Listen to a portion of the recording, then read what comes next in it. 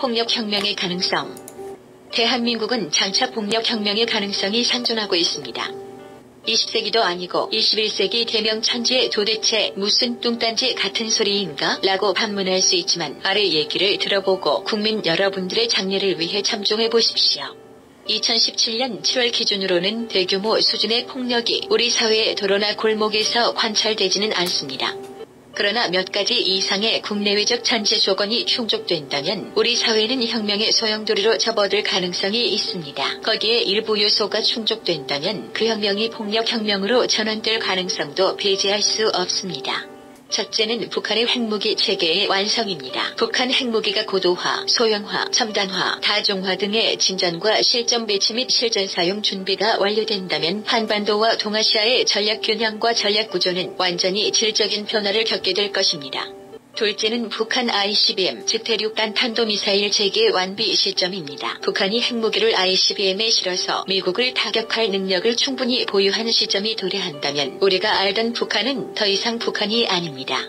우리가 알던 미국도 더 이상 그 미국이 아닙니다. 우리에게 수십 년 이상 익숙한 한미동맹도 더 이상 우리가 알던 한미동맹이 아닌 것으로 전환될 가능성이 다분합니다. 셋째는 개헌입니다. 지금 인구에 휘자되는 개헌이 진정한 목적이 은폐된 여론호도용 선전입니다. 개헌의 명분인 제왕적 대통령제의 폐해와 부패, 각종 부작용은 개헌 추진 세력의 명분쌓기의 선전 요소로 활용되고 있는 형국입니다.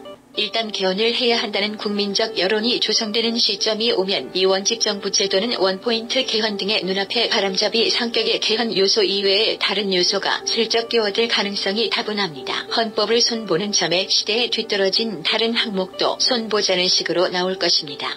그 중에서 가장 문제가 되는 것은 헌법 4조 영토조항 문제입니다. 이미 알만한 사람은 다 예견하고 있는 부분입니다. 한반도와 그 부속도서를 대상으로 하는 영토조항이 삭제 또는 변경된다면 무엇이 문제가 될까요? 헌법 제4조의 삭제 또는 변경은 그 자체로도 문제이지만 다른 법률과의 동전의 양면과도 같은 연관성 때문에 문제가 됩니다. 대표적으로 바로 국가보안법 문제입니다. 특히 국보법 7조에 규정된 찬양고무 규정이 그 실효성을 상실하게 될 것입니다. 그렇게 된다면 공산화 활동과 그에 파생된 공산혁명 활동을 법률적으로 규제할 수 없게 됩니다. 법률적으로 지금의 반국가 단체는 우리와 직접 상관이 없는 외국 정도의 개념으로 변경될 것이고 우리의 형법 체제로는 그 찬양고무 활동을 규제할 수 없습니다. 그것을 지금의 형법으로 처벌할 수 있다고 자꾸 여론호도하는 사람들이 있는데 사실은 그렇지가 않습니다. 개헌이 이루어지고 국가보안법이 실질적으로 사문화된다면 우리나라를 지키는 양대 방어 시스템 중 하나가 무너지게 됩니다. 양대 시스템이라 함은 하나는 물리적인 방어를 담당하는 군사력, 즉 국군이고 다른 하나는 법률적인 방어를 담당하는 국가보안법입니다. 국가보안법 사문화를 이루면서 국군에 대한 각종 회방 및 와해 작업도 이루어질 것입니다. 넷째, 전시작전 통제권 문제입니다. 전시작전 통제권, 즉 전작권의 문제는 전문 분야의 내용이기는 하지만 지금까지 대중을 현혹하는 개념들이 무책임하게 유포되어 왔습니다. 그러한 선전의 배후 기획자들의 속셈은 다른 곳에 있을 수 있습니다. 전작권이 이양된 이후 특정 시기의 정치 권력과 맞물리고 특정한 시기의 사건과 겹쳐 맞물리게 된다면 우리 국민들이 예상하지 못한 방향으로 전작권이 악용될 수도 있는 가능성입니다. 예를 들어 내란 또는 그에 준하는 국내 군사 충돌이 발생했을 시 또는 남북 간의 전면 군사 충돌이 발생 시 국가를 살리는 전작권이 아니라 국가를 망하게 하는 전작권, 국민을 죽이는 전작권이 될 가능성입니다. 그것은 비의도적으로 결과적으로 그렇게 되기 때문에 아니라 특정 정치 권력에 숨겨진 정체성과 전략이 결정적인 시기에는 드러나고 작동하게 될 것이기 때문입니다. 다섯째, 지도층과 일반 대중에 대한 이간책입니다. 국가와 체제를 지키는 한국 사회의 구조와 문화, 정신을 파괴하기 위하여 우리나라 상층부와 중간층, 하부 구조의 결속과 화합을 파괴하는 공작이 직간접적으로 줄기차게 전개될 것입니다.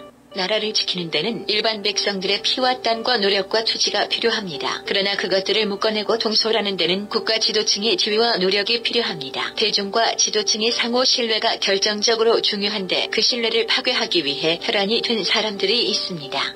그 신뢰가 형성되는 것을 막아내기 위해 각종 교활한 공작과 선전이 이루어지고 있습니다. 여섯째, 한미동맹과 한미일 삼각공조 체제에 대한 줄기찬 공격입니다. 한미동맹은 일정 조건이 충족되면 와해되거나 껍데기만 남은 동맹이 될 수 있습니다. 해양 세력 연대인 한미일 삼각공조 체제에서 빈틈은 한일 간 불화인데 현실이나 미래를 두고는 한국과 일본을 이간질할 수 없기 때문에 지나간 과거 역사의 불미스러운 부분을 집중 공격하는 형태로 나타납니다. 정치 영역은 물론 영화와 언론을 활용한 대중문화와 예술을 동원한 형태로 공격하기 때문에 우리나라 국민들의 민도에 비추어 상당한 효과를 볼 수 있는 대목입니다. 일곱째, 애국 세력에 대한 탄압입니다. 어느 정도까지는 법률적으로 시비를 삼고 사회적으로 고립시키는 전략을 취하겠지만 장차 어느 시점에 혁명으로 전환되는 시기가 온다면 물리적인 탄압으로 전환될 가능성도 배제할 수 없습니다. 영화에서 보듯이 다른 나라에서 보듯이 유엔에 대한 암살, 납치, 폭력, 고문, 사상전향 강요 등이 남의 나라 사정만은 아닌 것으로 나타날 것입니다. 물론 단기간에 나타날 수 있는 것이 아니라 장래 일정 정도의 조건이 성숙된 이후에나 나타날 수 있는 혁명 조건이 무르익는 성숙기에 해당하는 것입니다.